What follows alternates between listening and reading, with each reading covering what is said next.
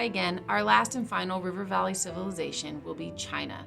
Let's work through this sway and see what we can come up with for our chart that has the 6 columns about civilization: specialized workers, cities, written records, technological innovations, government, and religion. Let's see what they have for us. About 500 years after the settlement of the Indus River Valley, China's first civilization emerged in the fertile plains along the Huanghe, the Yellow River.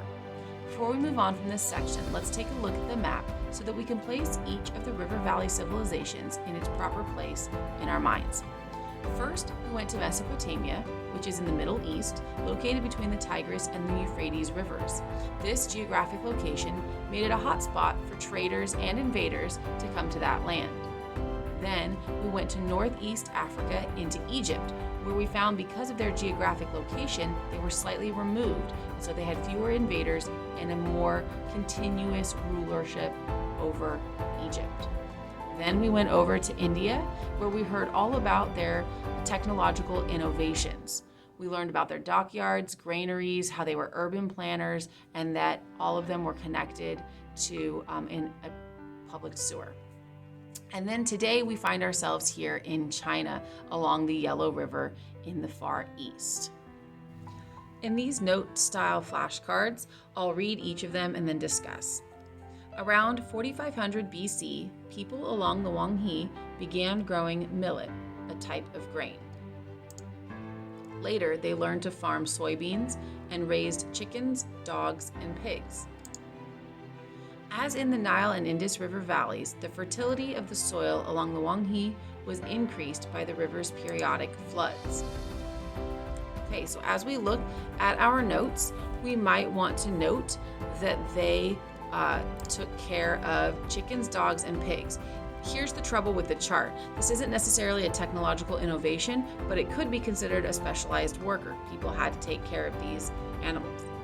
If you feel like this is not special enough for a specialized worker, you can omit this from your chart.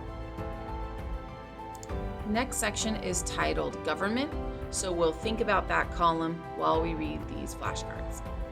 Around 1700 BC, a ruling family or dynasty known as the Shang took power. They built the first Chinese cities and established their capital at Anyang near the Huanghe. Okay, so let's focus on the government column. We need to write down dynasty and Shang. And we also need to write in the cities Anyang. And if you want to put it's near the river, that's fine. Okay, next flashcard. The Shang ruled with the help of powerful nobles, so the government includes nobility. They had strong weapons and armor, and I would place that under their specialized workers. The specialized workers had to create the strong weapons and armor. The Shang kings were also priests, so you could put that both in the government and in the religion section, or you could write it straight across. It's up to you. Polytheists is very important. You want to put polytheists under religion, as well as ancestor veneration. It's very similar to filial piety, which was one of our vocabulary words. Okay. I would also note that ancestor worship is tied to Confucian ideas, Confucius or Confucian ideas. And basically the concept is that the children will honor their parents and take care of them.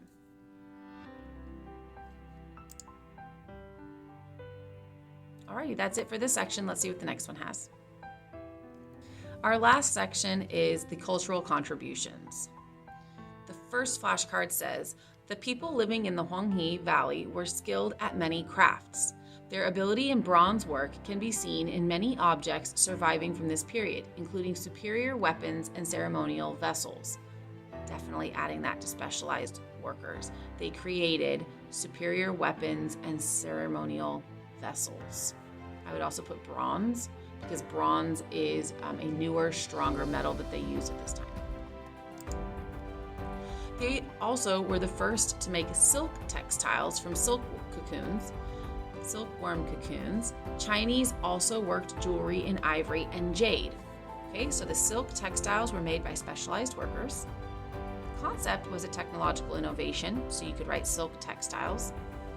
But the specialized workers made silk textiles and jewelry of jade and ivory. This is very specific to the Chinese culture, and to understand their culture, you have to understand silk, ivory, and jade are a huge part of it. Finally, they developed a system of writing with pictographs known as characters. Each character represented one word. Their pictorial characteristics, often with only minor changes or modifications, are still used in written Chinese today. Even those speaking different dialects use the same characters. So under written records, we could write pictographs known as characters. There are also records that they had a calendar with 12 months and 365 days in a year. And it's just fascinating that they still use these same characters for the most part in today's Chinese.